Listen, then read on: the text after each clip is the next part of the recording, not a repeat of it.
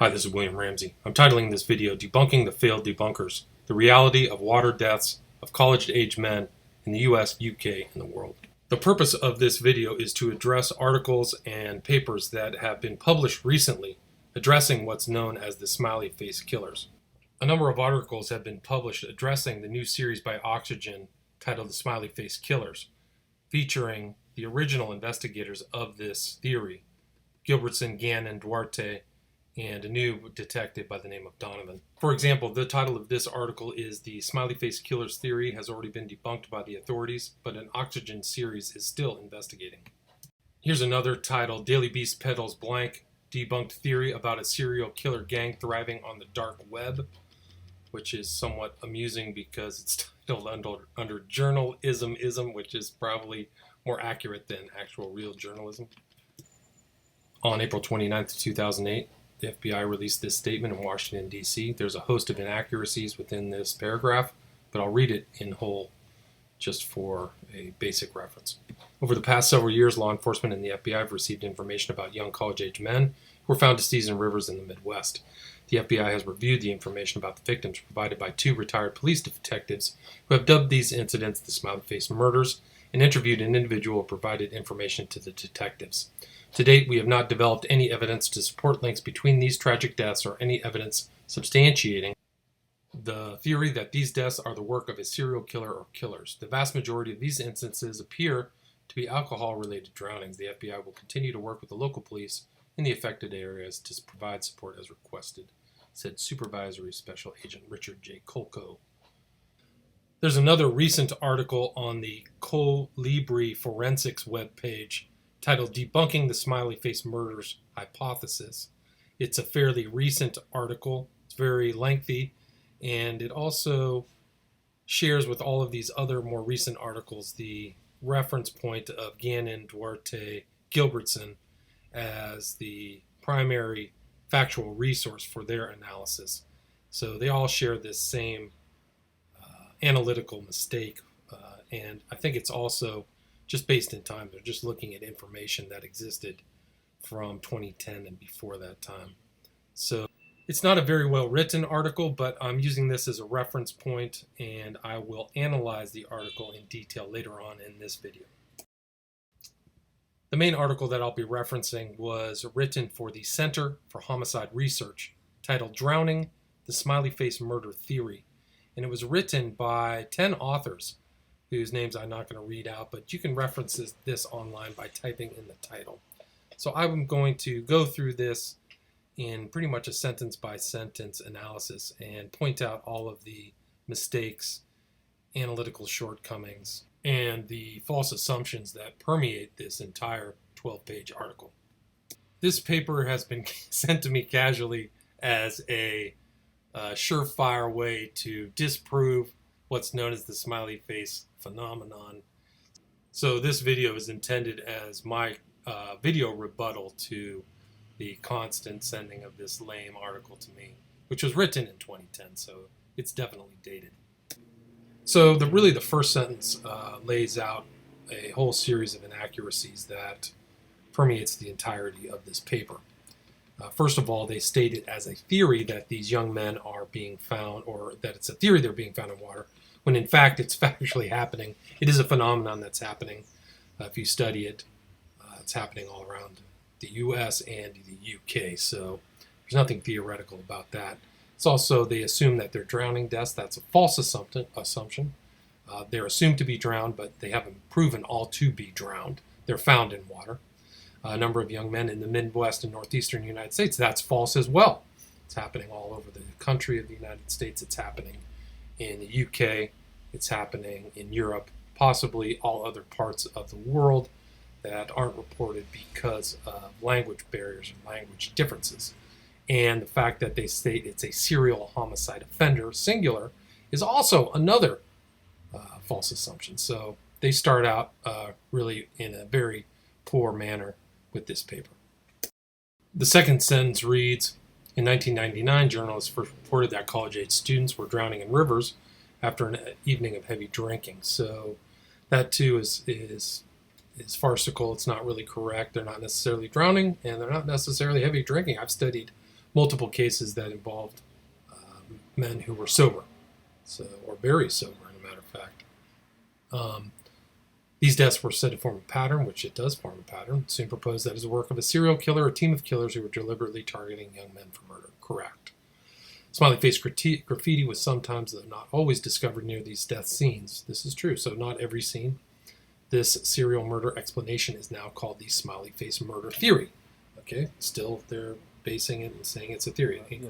You have to go back. I think they're looking through the lens. The writers of this paper are looking through the lens of the research done by Gilbertson and Gannon in their book, Case Studies in Forensic Drowning, which is fair. But there's been so much more research in the last 10 years, primarily by other people, Jim Smith, a little bit done by myself and some others that have negated this regionality and also the kind of provincialism of this kind of outlook. So, the paper references the word Sinsinawa, which was found near the deaths of young men, I believe in Eau Claire, Wisconsin, and it just seems to be a name associated with some of those deaths.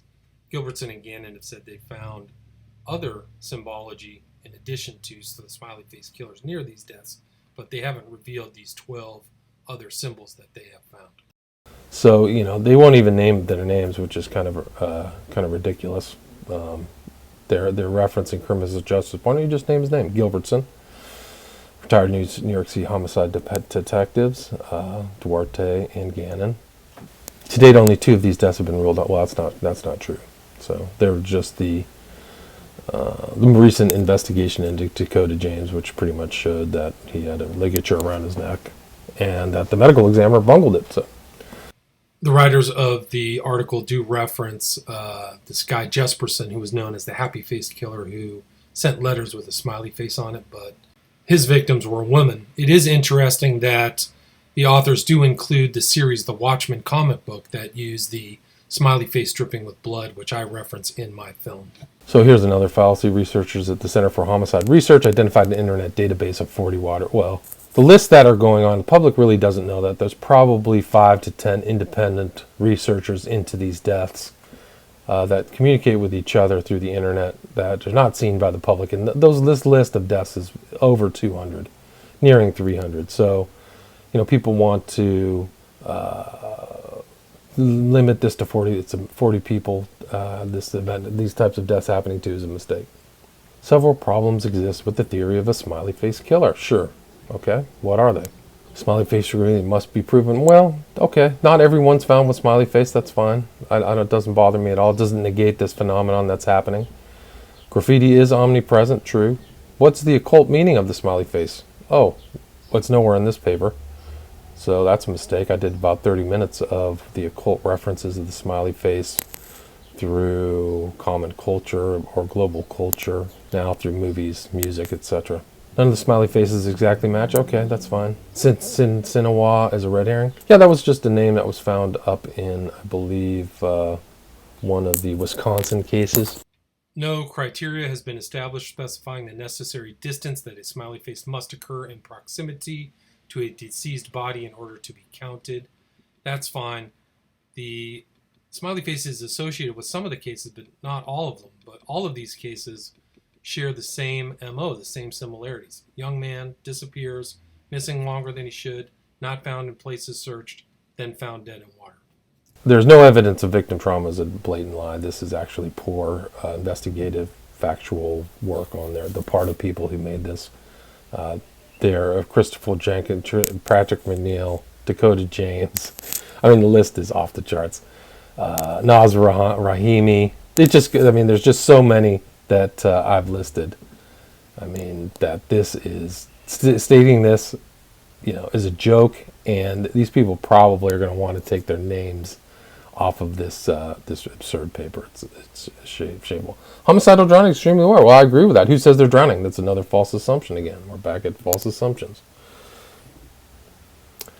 That's true. That's a myth too. But if the medical examiners and the police are not looking at these deaths as murders, but as accidental drowning, they're just going to pack up the body and put it away, and they're not going to do any hard work and look at the stuff. I'm glad that they actually brought up Wayne Williams, convicted Wayne Williams of the Atlanta child murders, where those bodies were all thrown in water too. So there are similarities between those two cases. These drownings don't fit a serial killer motive. False. This is absolutely absurd. I would not. This is another bold point that I would do it. And then they state here, these were not thrill killings because they require long, drawn-out killing processes that include bondage, strangulation, sexual activity, physical torture of a victim who is alive and aware of what is happening. Well, if they're abducted and kept for a period of time and not thrown in water for 40 days, Dakota James, Brad Verrett, Naz Rahimi, Chris Jenkins, I mean, the list is off the charts long. It's so long that it actually proves the opposite of what they're saying, that these are more than likely thrill killings that include bondage, strangulation, sexual activity, physical torture. None of that is in evidence of these victims. False. Thrill killers or profilers are highly intelligent. Probably true. Then they write here, it's argued the victims were quite unaware of their surroundings due to alcohol intoxication or drug toxicity. Perhaps. I mean, if there's a preponderance of GHB in their bodies, yeah, that's true. Thrill killers are profiled as organized killers and therefore highly intelligent. Well, that's true. There's some intelligence behind this. In contrast to the proposed Smileyface profile, well, I don't know who made that profile up. So I don't even agree with that profile at all. There's a supposed confession that took place with Jenkins, but that's fine. It's the general environment of these disappearances are conducive to accidental drowning. Well, that's not all necessarily true. You can look at some of these cases, Wellsine, where you can't even get close to a river, or people aren't close to a river that, for some reason they're drawn to a river. It doesn't make any sense. Process by which men accidentally fall, that's fine. They fall in, but don't they get out? Why don't they just pop out? This is absurd. Many of these drowning cases are likely to have involved aspects of auto assassination. Malicious drugging of victims is unsupportable by the evidence. Well, that's not necessarily true. If you do read Gannon and Gilbertson's book, there's a high preponderance of GHB. There's a myriad of stories about GHB poisoning. There's the Grinder serial killer, Port, who is GHBing people. There's even more GHB cases. Presence of GHB. So you're saying a lot of these people administered the drug themselves. Well, this is also false. If you look at all the victims, not all of them are homosexuals involved in that environment or not taking drugs. And drowning of college should not limit or agent but by crime. Well, that's another false assumption. So you're again going with the drowning instead of body dumping. Oh, this is a good one. I love this one. This is like the self-damning statement by these guys. Perpetuation of the serial murder theory is perplexing to scientists who routinely use critical thought and the systematic method to obtain results. The wonderful thing about science is it helps eliminate bias from empirical observation to the use of definitions, criteria, protocol. Okay, well, why don't you get the biggest scientific pool of victims? The best thing the writers of this paper could do is to update it with current information that includes about 200 to 300 cases worldwide and include all of the data from each one of those cases. And they continue, observational bias continues to be a problem, however, with regard to people who believe the serial killer theory. Two errors in observation come to mind. First, a bias may occur in the form of a belief that may become fixed in resistance to change. Well, I think this article needs to be fixed and updated with all of the cases and changed. Emotional investment of an authority figure further perpetuate this misguided theory. Okay, whatever, that's a joke. Then they go on to write, in the case of non-recreational drowning investigations, emotional involvement is also clearly an issue. Well, not really, because Pat McNeil was seen coming out of a bar, throwing up on Manhattan. How did he end up in the Hudson in a water treatment facility? He wasn't even headed that direction. So then they go on to say, a clear sign of emotional entanglement, not to become emotionally involved in their investigations. Over-identification. Still, other observers are affected by their emotions. There's nothing emotional about 200 to 300 cases globally. So this paper is a joke. Then they continue. Throughout history, society has always needed to produce monsters, often called folk devils, to help explain the unexplainable. Monsters of the past have included Bigfoot, Martians, UFOs, the boogeyman, dragons, witches, and the like. As a culture, we feel the need to project our excessive fear, sadness, and hatred onto these beings. In times of great uncertainty, whether the aftermath of a loved one's abrupt drowning, assumption again, or the community struggle to cope with rapid technological change, our fears are greatly exacerbated. Though many former monsters have been debunked on the internet, society continues searching for something or someone more tangible to blame. then they finish up with the resistance to myth busting. College students have been drowning in the river long before the identified cases occurred, and they will continue if we don't control alcohol abuse. So there it is. It's wrapped up with, there's so many problems with their conclusion. Many of the victims are not drunk. They're clearly upright, walking around.